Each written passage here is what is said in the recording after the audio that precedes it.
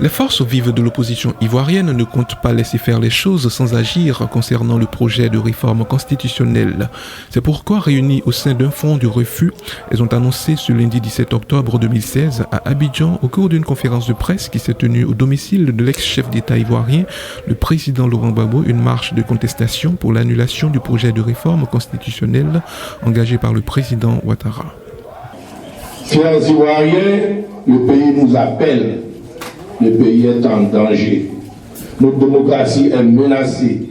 Notre cohésion nationale déjà fragilisée risque de voler en éclats avec cette tentative de M. Ouattara de réécrire l'histoire de la Côte d'Ivoire et de penser notre futur à notre place et par la force.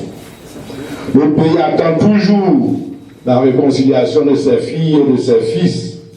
De plus, la Côte d'Ivoire va mal, très mal. Chacun sent l'imminence de graves dangers, tandis que M. Alassane Ouattara veut distraire le peuple ivoirien avec un projet de nouvelle constitution funeste et dangereux. Un projet qui ouvre une page d'incertitude pour notre pays et qui ne fait qu'aggraver la fracture sociale. La constitution a un propriétaire, c'est le peuple de Côte d'Ivoire, et nul ne peut exproprier ce peuple sans qu'il n'ait son mot à dire.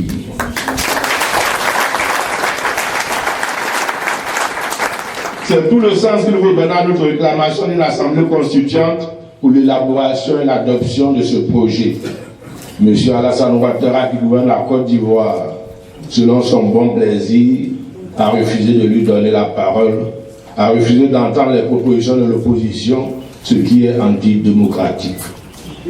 Ivoiriennes, Ivoiriens, nous n'avons pas un pays à détruire, mais à construire ensemble. Le moment est venu de dire stop, ça suffit.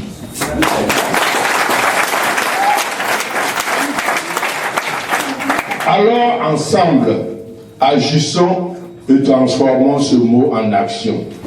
C'est pourquoi j'appelle avec les organisations, les personnalités politiques et la société civile et les démocrates de tous bords au rassemblement dans ce front du refus. Pour participer massivement à la marche du refus de l'humiliation du peuple ce jeudi 20 octobre à partir de 7h.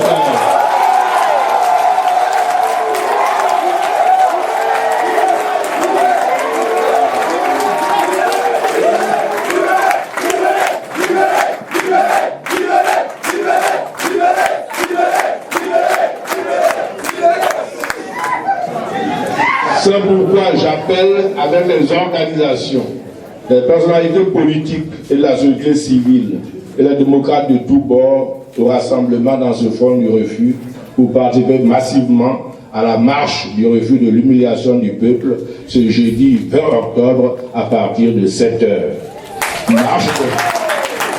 Marche de la dignité et de l'honneur retrouvé du peuple ivoirien. Ivoirienne, ma sœur, Ivoirien, mon frère, lève-toi courageusement pour exiger le retrait pur et simple du projet de nouvelle constitution. L'heure de la mobilisation a sonné. Le temps n'est plus à la peur, au repli sur soi, à la résignation. La victoire marche toujours vers un peuple mobilisé et déterminé à défendre à main nue sa dignité et sa liberté. Le devoir de silence, la majorité des sans-voix, fait place au devoir d'engagement, de conviction et de détermination. La Côte d'Ivoire vaut bien un tel combat.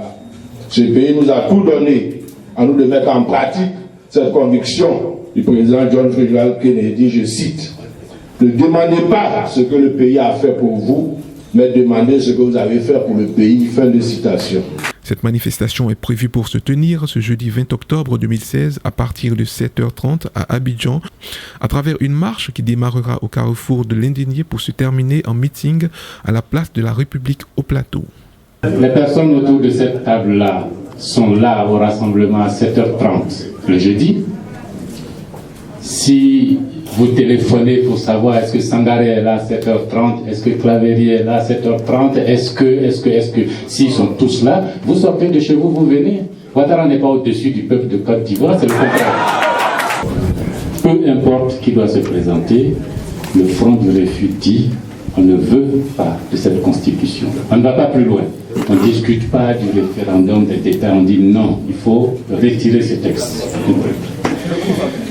Est-ce que nous allons marcher et assumer les conséquences? Mais c'est ce que nous faisons depuis. Vous ne voyez pas que depuis 5 ans, la Côte d'Ivoire vit dans la terreur? Ce sont les conséquences de la peur. Est-ce que vous connaissez les conséquences du courage? Quand ce peuple va se lever, vous imaginez ce qui va se passer? Nous assumons tout. Nous assumons les conséquences de la peur. Nous avons assumé les conséquences de la peur pendant 5 ans. Il est temps maintenant d'assumer les conséquences du courage. Les moutons, dans notre texte, il y a eu moutonnière, Madame Claverie est revenue moutonnier. Les moutons vont s'enrager. Les moutons vont s'enrager. Et s'ils s'enragent, est-ce que vous savez les conséquences?